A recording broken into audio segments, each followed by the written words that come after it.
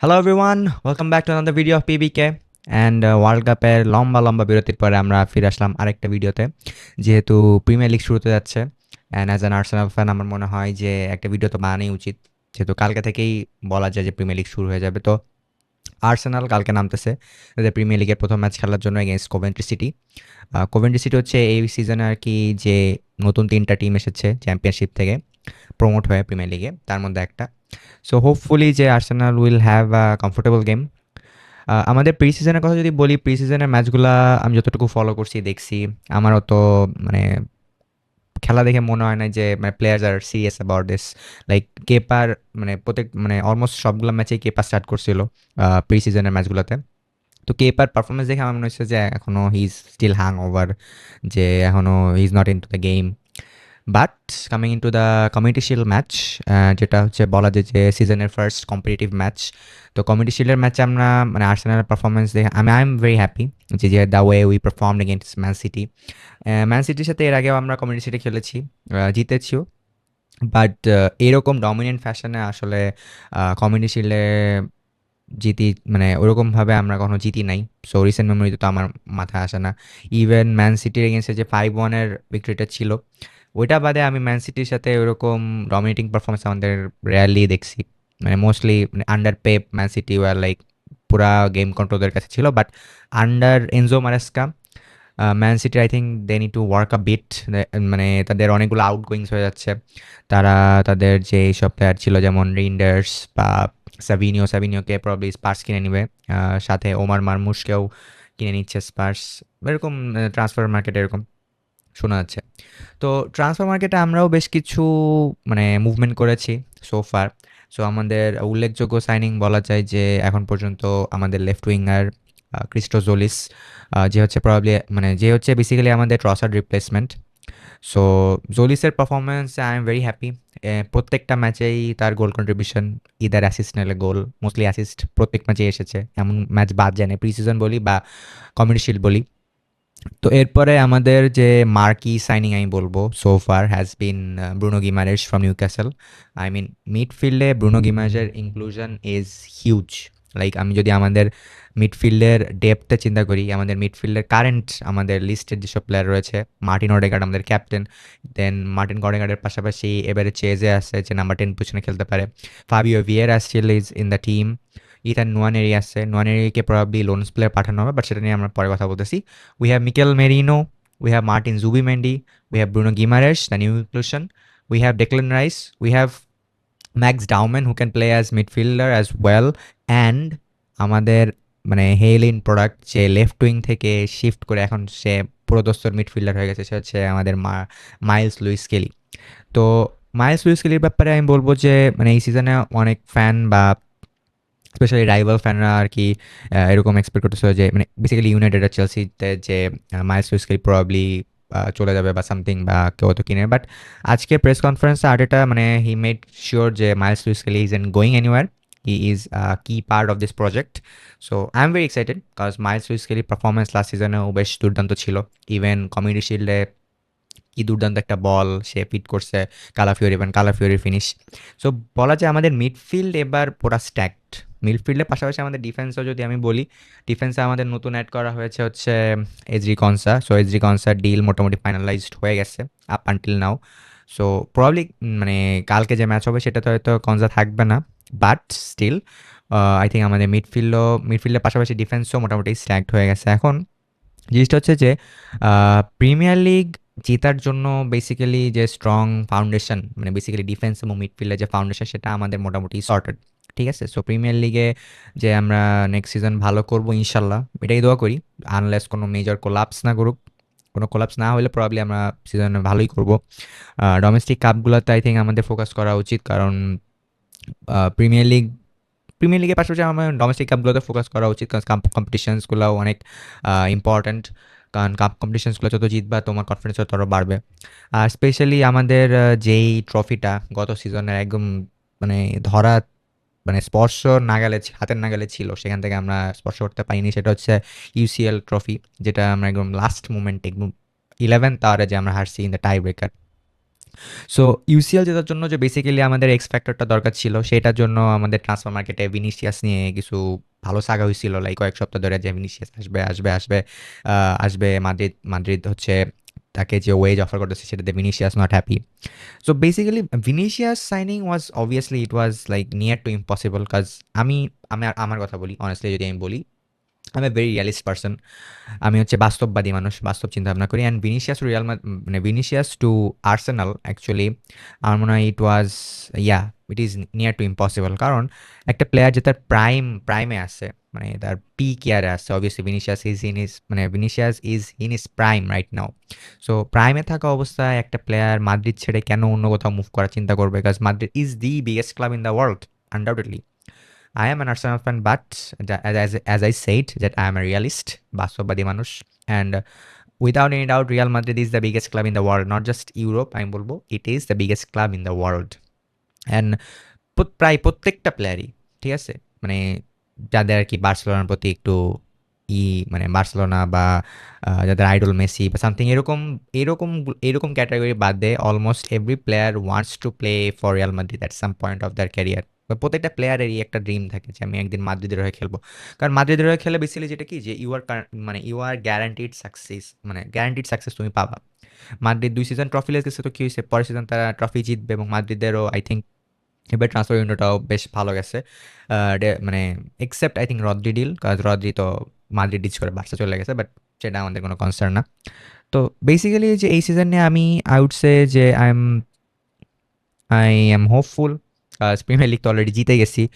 So next season আমরা আবার I hope premier লিগের জন্য ফাইট দিব, এটাই আশা করা যায়। কারণ এখন পর্যন্ত প্রিমিয়ার লিগে, মানে আমি একটা স্ট্যাট দেখলাম যে এরকম, যে এইবারের সিজনে অলমোস্ট 14টা ক্লাবের নতুন ম্যানেজার আসছে। So 14 clubs has new managers, ঠিক আছে। এবং এক্সপেরিয়েন্সের কথাও যদি বলি, যে right now experienced premier league managers সংখ্যাও খুবই কম। আমরা যদি লিভারপুলে দেখি, লিভারপুলের নতুন ম্যানেজার হিসেবে আসছে হচ্ছে বোর্নমাউথের এক্স ম্যানেজার ইরাওলা। দেন চেলসিতে জাভি অলonso আসছে, এনজো মারেস্কা গেছে হচ্ছে ম্যান সিটিতে। ইউনাইটেড ইউনাইটেডের ম্যানেজার এখন মাইকেল ক্যারিক, যে মানে ফুল টাইম একটা কন্ট্রাক্ট পেয়েছে। আগে তো সে ইন্টারিম ম্যানেজার ছিল, বাট এখন সে ফুল টাইম কন্ট্রাক্ট পেয়েছে আর কি ম্যান ইউনাইটেডে। সো দেখা যাক, exciting season up ahead. And hopefully এখন পর্যন্ত যেটা মানে বেসিক্যালি বলতেছিলাম যে ইউসিএল জেতার জন্য হচ্ছে একটা এক্সপেক্টর দরকার। তো ভিনিসিয়াস যেহেতু হলো না, সো আমাদের লেফট উইংয়ে বা লেফট ফরওয়ার্ড কে হইতে পারে সেটা নিয়ে অনেক নামধাম, অনেক ধরনের রুমার্স উঠতেছে। আবার যা দেখলাম যে ভিক্টর গিয়োকেরেস আর উলিয়ান আলভারেজের সোয়াপ ডিল হবে। আমি বলবো যে এটাও it is a bogus.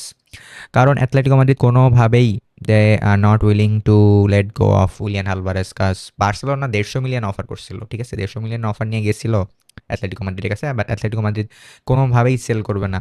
R Alvarez নিজেও চায় যে সে বার্সেলোনা খেলতে, বার্সেলোনাকে রিপ্রেজেন্ট করতে সে চায়। তো আমরা যদি আলভারেজকে লেটস সে যে আমরা ব্যাংক ব্রেক করে আনলামও, ঠিক আছে, এক সিজন পরে বার্সেলোনা যদি অফার আসে, সে অবশ্যই এটা গ্র্যাব করবে, বিকজ তার মন পড়ে আছে বার্সেলোনাতে। সে আর্সেনালের হয়ে মানে 100% দিয়ে কীভাবে খেলবে। সো আলভারেজের ডিলও I think it is impossible, আমার মনে হয় না আলভারেজ ডিল পসিবল। সো মার্কেটে যদি আমি দেখি, তো এখন কারেন্ট মার্কেটে left winger, quality left winger যদি আমি বলি যে ম্যাচ উইনার, তো কোয়ালিটি লেফট উইঙ্গার খুবই কম আসছে আমি বলবো। তার মধ্যে একটা তো ভিনিসিয়াস বললাম, বায়ার্নের আছে হচ্ছে আপনার লুইস ডিয়াজ ও হচ্ছে মানে কোয়ালিটি লেফট উইঙ্গার বলবো, বাট ওই যে এজ ফ্যাক্টর একটা বিষয়। প্লাস ইয়াংস্টারদের মধ্যে, মানে ইয়াং উইঙ্গারদের মধ্যে যদি আমি বলি, তাহলে there is Bradley Barcola. But বারকোলার জন্য লিভারপুল অলরেডি মানে চেস করতেছে বারকোলাকে। বারকোলার জন্য প্রাইস ট্যাগ বসাইছে অলমোস্ট লাইক 150 মিলিয়নের কাছাকাছি পিএসসি। তো বারকোলার পাশাপাশি আরেকটা যে left winger, obviously Kvaratskhelia signing will be a very dream signing, but that is also near to impossible. Sorry. কারণ হচ্ছে পিএসজি একটা ফিক্সড, মানে their project is very fixed. They have won two UCLs back to back. মানে তাদের সামনে একটা great opportunity আছে যে তারা মাদ্রিদের থ্রিপিটটাকে আবার তারা মানে ওরকম একটা থ্রিপিট করার একটা সুযোগ আছে। সো এইখানে কি জন্য এই প্রজেক্ট ছেড়ে, একটা স্টেবল প্রজেক্ট ছেড়ে কি জন্য একটা প্লেয়ার অন্য নতুন ক্লাবে যাবে। তো কাভারেজকেলিয়া তো অবভিয়াসলি, মানে Kvaratskhelia would have been the perfect I would say dream signing যদি বলি, বাট কাভারেজকেলিয়া যেহেতু হবে না, সো বারকোলা যেহেতু লিভারপুলের জন্য আছে। আমি আ মানে আই হ্যাভ দিস লাইক আমার ইচ্ছা ছিল এরকম যে we should try for Mika Godts, but Mika গডসকেও পিএসজি সাইন করে ফেলছে। সো পিএসজি প্লেয়ার মানে বারকোলা যেহেতু যাইতেছে, সো বারকোলার রিপ্লেসমেন্ট হিসেবে প্রবাবলি মিকা গডসকে কিনছে। So Mika Godts will be under development under Luis Enrique. So যেহেতু মিকা গডসও হলো না, তাহলে বাকি থাকলো কে? এখন নাম উঠতেছে যে মিকেল আর্টেটা, মানে এরকম রুমার্স আর কি আমি শুনছি সোফার, যে Mikel Arteta likes Kenan Yildiz. So Yildiz হচ্ছে আরেকটা প্লেয়ার আই উড সে যে আমার পার্সোনাল বায় যদি বলি, আমার ইলডিজ অনেক ভালো লাগে। I very like this player Kenan Yildiz. And এই লাস্ট ওয়ার্ল্ড কাপে মানে টার্কির হয়ে I I expected a lot যে ইলডিস একটা ভালো পারফরমেন্স দিবে, বাট ওভারঅল টার্কির performance was like absolute pathetic I would say. So ইলডিজের জন্য like we have to pay like 70-75 million, এরকম রেঞ্জে একটা প্রাইস কোট করতেছে ইউভেন্টাস। এন্ড ইলডিজের প্রবলেমটা হচ্ছে যে he is injury prone, he is still suffering from injury as far as I have known. So এটা একটা ইস্যু। আরেকটা যে নাম উঠছিল সেটা হচ্ছে যে এলি গ্রুপ, মানে এলআই বা এলি গ্রুপি জুনিয়র। সো সেও ইনজুরি, মানে সেও he suffering from injury as well. So Kroupi জুনিয়ররা যদি কিনতে চাই, সেখানে we have to pay a lot. তাহলে আমাদের কথা হচ্ছে যে তাহলে লেফট উইঙ্গার কে আনবো না। বাট আমার মনে হয় যে আমরা যদি ইউসিএল জিততে চাই, we definitely need that x factor in that attack. কাজ আমাদের মিডফিল্ড সর্টেড, আমি আমাদের মিডফিল্ডার অলরেডি বললাম। মিডফিল্ডের পাশাপাশি ডিফেন্সও sorted, cause with the signing of Ezri Konsa I think আমাদের মিডফিল্ড এবং ডিফেন্স বোথ আর সর্টেড। আমাদের গোলকিপিং ডিপার্টমেন্ট তো অলরেডি ডেভিড রায় আসি। ডেভিড রায়ের পাশাপাশি আমরা সেকেন্ড চয়েস গোলকিপার মেসলিয়ার কিনছি, মানে আমাদের third choice goalkeeper, second choice goalkeeper ধানো Kepa still is a part of the club as well. So basically yeah we have to sign an attacker and দেখা যাক। এই ট্রান্সফার উইন্ডো তো আর কয়েকদিন আছে, লাইক 1 উইক আর 1.5 উইক বাকি আছে transfer window. So দেখা যাক এই উইন্ডোর মধ্যে অ্যাটাকে সাইন করবে এরকম একটা ভাব আজকের প্রেস কনফারেন্সে আর্টেটার কাছ থেকে পাওয়া গেছে।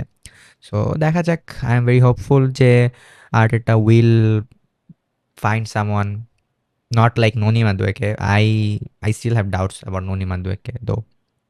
অ্যান্ড ননি মাদুয়েকের জায়গায় রাইট উইংয়ে যদি আমি ডাউম্যানকে খেলাই, far far better, trust me he is way better. So এই আর কি।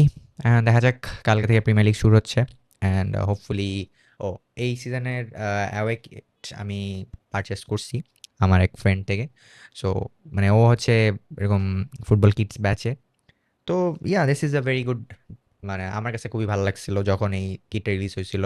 Even the third kit yellowish কিটটা ছিল, মানে কিটটা আছে, ওটা আমার কাছে বেশ ভালো লাগছে।